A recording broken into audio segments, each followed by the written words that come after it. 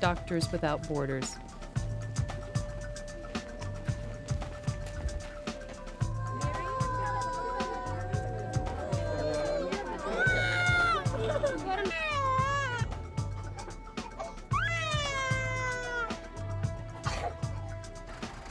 MSF was founded in 1971 by a small group of French doctors who, after working in the horror of war-torn Biafra, felt they could no longer put the rights of countries before the rights of people.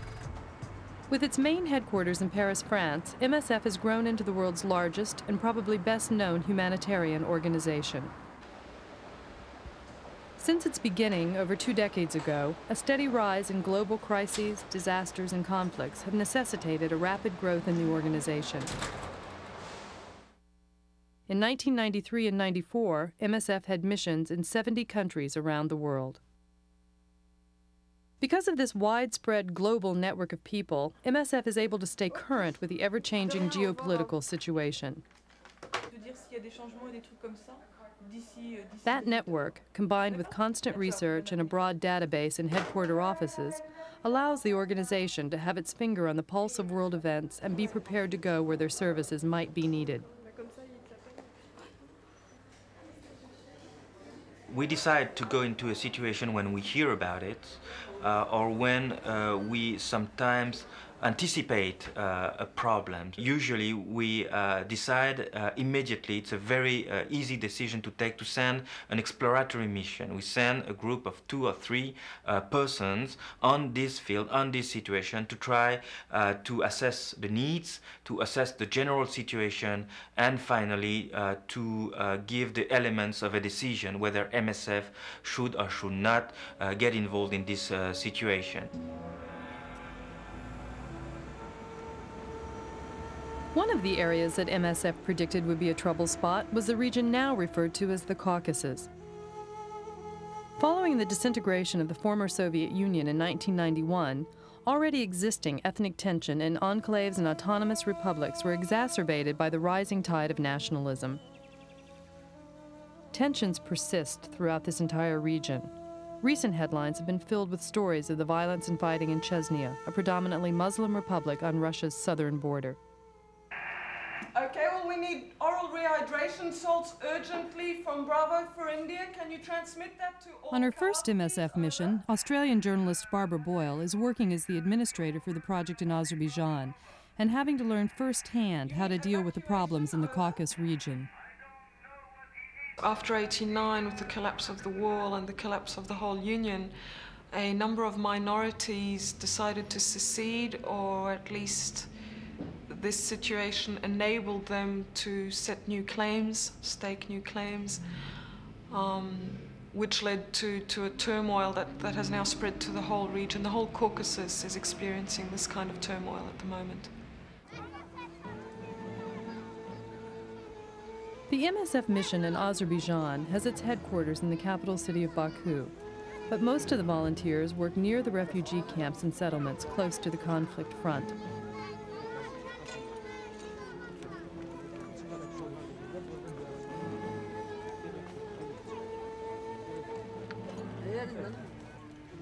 The Azerbaijan mission was started to deal with the thousands of homeless and displaced people suffering from the ongoing religious ethnic conflict between Armenia and Azerbaijan over the enclave of Nagorno-Karabakh.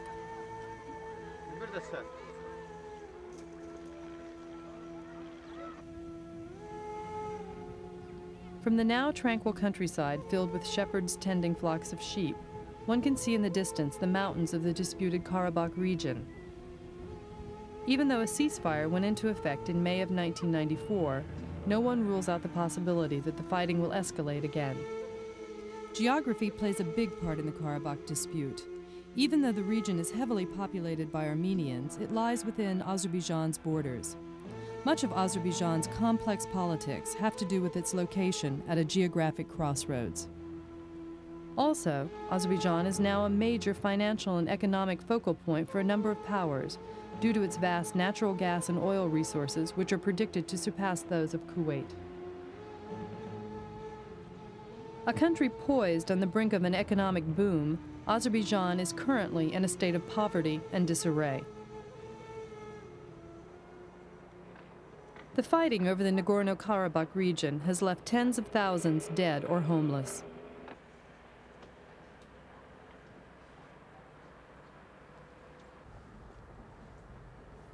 The war is now into its 6th year, and there is no prospect for them returning to their original villages in the near future. The ceasefire is respected overall, but the situation in the occupied villages is such that there is no prospect in the near future for them returning to their homes.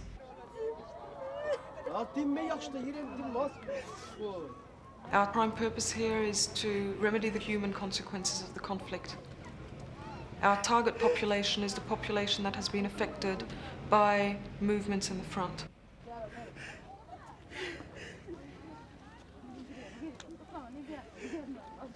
Thousands of lives have been destroyed due to the war. Women have lost husbands and sons, families have been torn apart.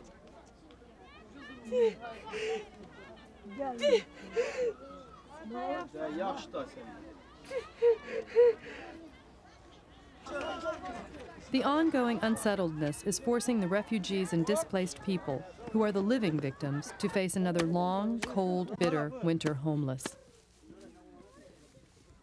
We're running into winter, so the most immediate concern at the moment is shelter and heating and clothing and anything that may be entailed by that kind of season. The winter here is pretty fierce. It doesn't drop much below 0 degrees, not much below freezing point, but it is very humid, very wet, very muddy out there.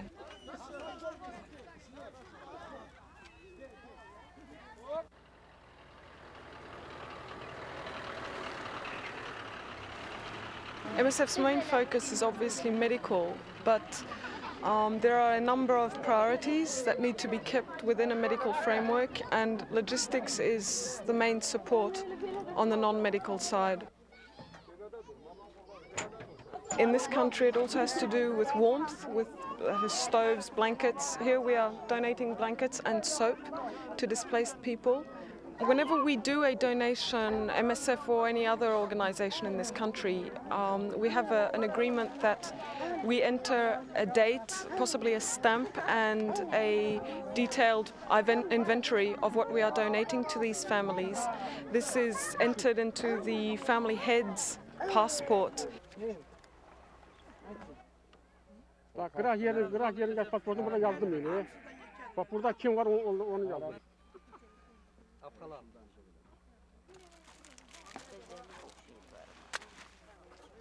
Alan Emmet. Ha ver. Pasportu ver.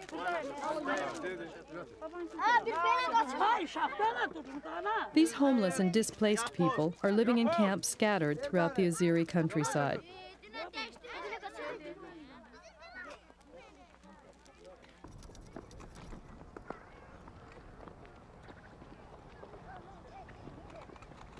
Housing is makeshift, ranging from old railroad cars to tents to non-insulated aluminum housing.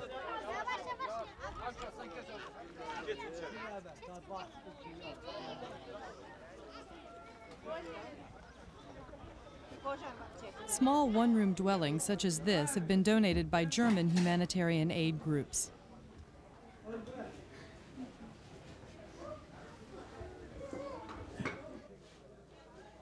Fuel for heat is almost non-existent. Food is scarce and meat is rarely available. O otağı da bize verdiler, buranı kızdıra bilmirik. O otaqda qapısı o tərəfdəndir, qaçıb girib burada yatırıq. Otaq ocaq olsa, yarımızda gedib orada yatarıq. Gecə yeri salıb, hamısı bir-birimizin üstündən, tərpənməyə yeri yoxdur. Öz nəfəsimizdən özümüzü gücün qızdırırıq. Bax belə.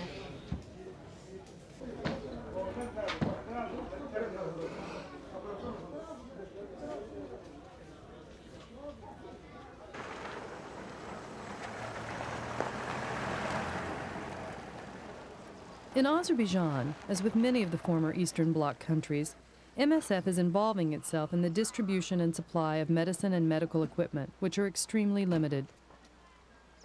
MSF also is supporting the restructuring of formerly centralized health structures, which since the demise of the Soviet Union have completely fallen apart.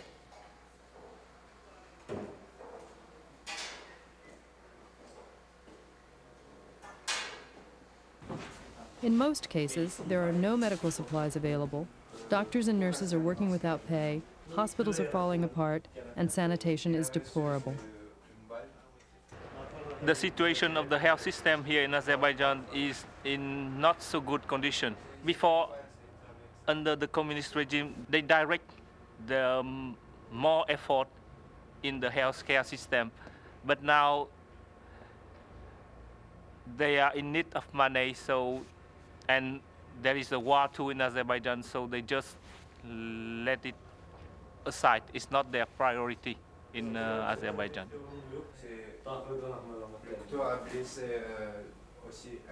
When you go into the hospitals here, you leave a lot of your preconceptions and your basis for doing things at home. You know, we're not going to have hospitals here which you can eat off the floor and have perfect plumbing and heating, but you can make something acceptable. And you're a little bit flexible, the way they've done things, the way you've done things, what are the resources, and you come and you look more at not what state they are in, but what they've done to improve, what state they aren't in. Even though MSF is working to aid the existing medical system in Azerbaijan with drugs and supplies, that effort is not without problems. Because the drugs and supplies that are being sent are stronger and more sophisticated than what was available in the past, a training system and plan needs to be in place to make sure the new items are being used properly and effectively. This is not always met without resistance. The main problem is this is a very new theatre of operations for MSF.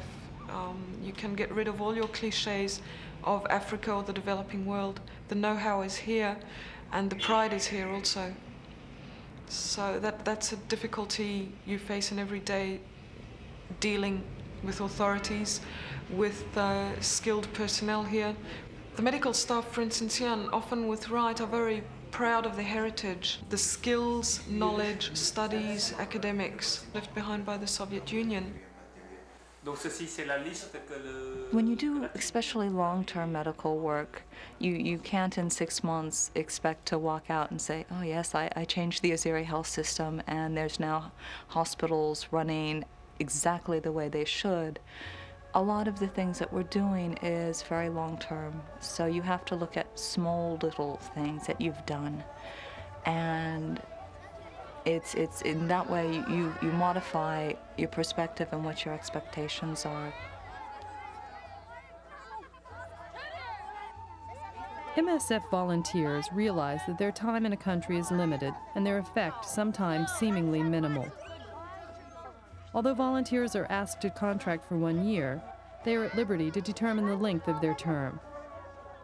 Remarkably, approximately 60% sign up for a second mission.